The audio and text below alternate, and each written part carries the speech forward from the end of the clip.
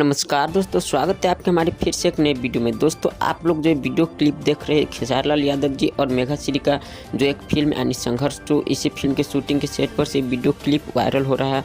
और देखिए इसमें किस तरह से इस फिल्म की शूटिंग किया जा रहा है। और इसमें साउथ फिल्म में जिस तरह से रोल रहता है यानी हीरो का जिस तरह से रोल रहता है, उसी तरह इसमें खेसारी लाल यादव जी का रोल दिया गया है। और देखिए किस तरह से इस फिल्म को शूटिंग किया जा रहा है। और शादी देखिए एकदम साउथ फिल्म, जिस तरह से साउथ फिल्म में शादी किया जाता है उसी तरह से इस फिल्म में शादी किया जा रहा है।